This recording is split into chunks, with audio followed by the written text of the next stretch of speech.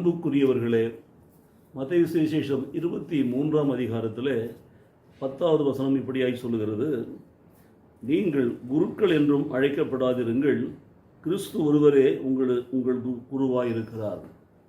கிறிஸ்து ஒருவரே உங்களுக்கு குருவாயிருக்கிறார். ஆசிரியர் தினத்தை கொண்டாடினோம் 5ஆம் தேதி. அன்றைக்கு நாம் தேவனுடைய வார்த்தைகளை தியானித்தோம்.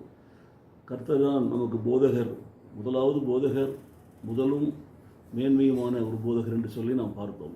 இரண்டாவது மறுபடியும் கர்த்தர் தான் நமக்கு போதிக்கிறார் என்பதை பார்த்தோம். இன்றைக்கு பார்க்கிறோம், கிறிஸ்து தான் உங்களுக்கு குருவாக இருக்கிறார் என்று. உலக நடைமுறையிலே பார்க்கிறோம், மாதா, பிதா, குரு, தெய்வம் என்று சொல்லி. சிலர் மாதா, அடுத்தது பிதா, அப்புறம் குரு, அப்புறம் தான் தெய்வம் என்று சொல்வார்கள்.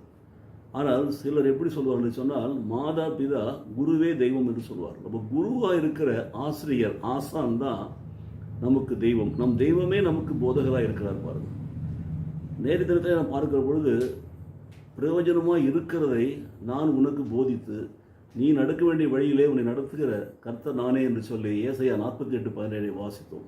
பிதாவாகிய தேவனுடைய அந்த தீர்க்க தரிசன வார்த்தைகளை இன்றைக்கு ஆண்டவர் இயேசு கிறிஸ்துவை குறித்து நாம் வாசிக்கிறோம்.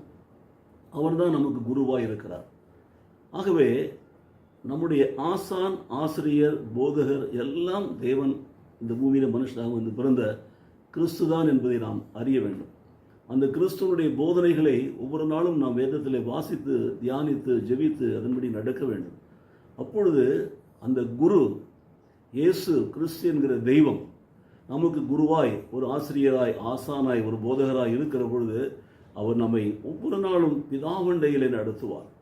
பிதாவோடு நம்மை ஐக்கியப்படுத்துவார், ஒப்புரவாக்கு செய்வார். பிதாவினுடையிலிருந்து ஒரு தொடர்புடைய பிள்ளைகளாக நம்மை நடத்துவார். மாத்திரமல்ல, இந்த பூமியிலே அவர் சொன்னார், தன்னை கண்டவன் அவரை கண்டவன் பிதாவை கண்டான் என்று சொல்லி. அப்போது இயேசு கிறிஸ்து தெய்வமாக வந்து மறுபடியுமாக நமக்கு போதிக்கிறவராக இருக்கிறார். அவருடைய போதனைகளை நாம் கடைபிடித்து வாழ ஒப்புக் கொடுக்க வேண்டும். இந்த காலை வேளையிலே கிறிஸ்து தான் உங்கள் குரு என்பதை நீங்கள் மறந்து விடாதீர்கள். அவர் தான் உங்களுக்கு ஆசிரியர் என்பதை மறந்து விடார்கள். உலகத்திலே உங்களுக்கு வேறு ஒரு குருக்களும் இல்லை என்று சொல்லி நீங்கள் குருக்கள் என்றும் அழைக்கப்படாதிருங்கள். நீங்களும் குருக்கள் என்று அழைக்கப்படாதிருங்கள். இயேசு கிறிஸ்து தவிர வேற ஒரு குருவும் கிடையாது. அவர் தான் ஒரு மேலான, ஒரு பிரதான ஒரு ஆசிரியர். அவருடைய போதனைகளை கேட்டு நடக்க இந்த காலை வழியில் ஒப்புக் கொடுப்போமா? அவர் நம்மை நடத்துகிற பொழுது நம்மை சத்தியத்தின் பாதையை நடத்துவார். நானே வழியும் சத்தியம் ஜீவனம் என்று சொன்னவர், வழியும் சத்தியம் ஜீவனமாக இருக்கிறவர். வழியில் நாம் நடக்கிற பொழுது, சத்தியத்திலே நடக்கிற பொழுது ஜீவனுடையவர்களாக, நித்திய ஜீவனுடையவர்களாக அந்த பூமியிலே வாழ்வோம்.